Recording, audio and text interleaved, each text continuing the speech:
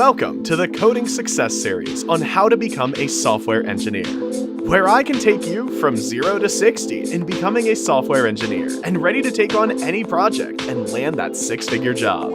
Join my channel for more tips, tricks, ideas, and tutorials on how to best leverage your time to become a developer.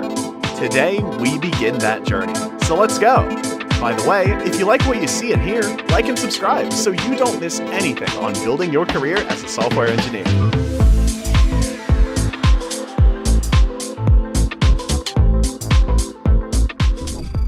What up, everyone? Carlos here from Coding Success, and here we are with part 2 of the solid principles. And as I said before, we're going to be building a product inventory system, and we're going to be following all of the solid principles and using it by example as we build out this system. The first one that we're going to cover is the single responsibility principle. So the single responsibility principle means exactly what it says, that a object or a class should have only one responsibility, which also you can say it only needs one reason to change. So the first thing that comes up in my mind that we need as part of our product inventory system is that we need a product. Product is the first thing that comes out. So we're going to create a class called a product. So let me just draw the standard class box. Oops, that's not so great, but we're going to call this product. All right, so let's go to our code class product. Right, in our product, we're going to have self. We're going to do def init, and then we're going to have in our product is a name, is a description. We're going to have quantity, and we're going to have a price, maybe how much we paid for it, and from there we're going to have our members. We'll do our members self dot name equals name self dot name, okay, and then self dot description equals description.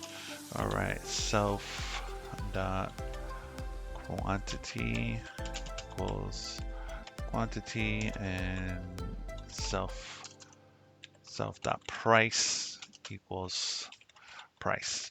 Now maybe this is just data class, but right now like comes to mind is like we want to save the data to a database, right? And then next we want to get the total quantity, the total quantity of the product, right?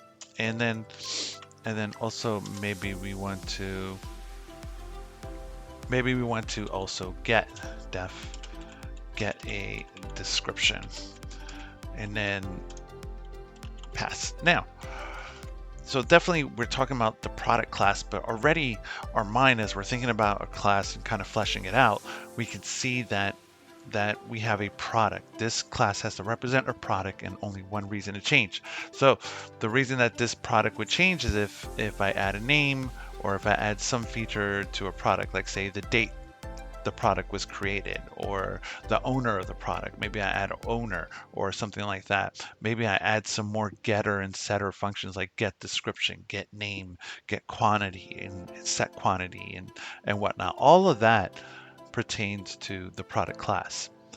Total quantity, you could say, okay, that's part of the product class because I'm getting the total quantity, which probably would be quantity times price, right? Total quantity or total price. And the only thing that doesn't make sense is that you want to save to the database. Now, saving to the database does not represent a product. So this object is supposed to represent a product, and it says save to the database. Now, if we want to save to a file, or if we want to save to some other place, this is kind of functionality that we want to take outside of it because it violates the principle. Because then if we want to change that we want to save a product in any case, we would have to change this class, and that's not the representation of the product. Maybe we want to extract that out.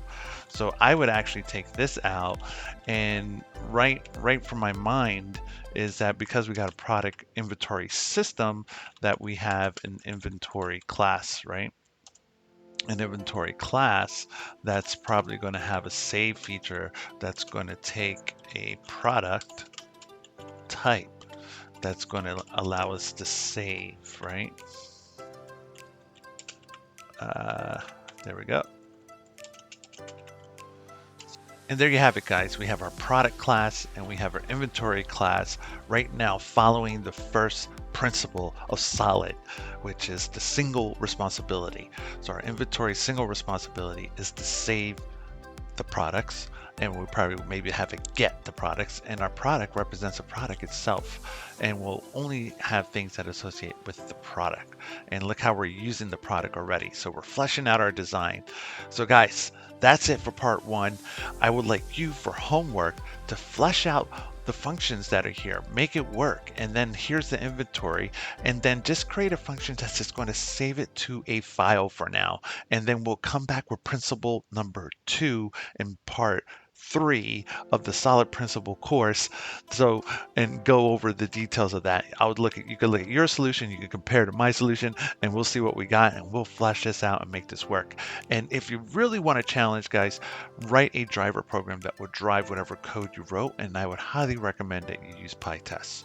So until next time, make sure you like and subscribe. I'll see you later.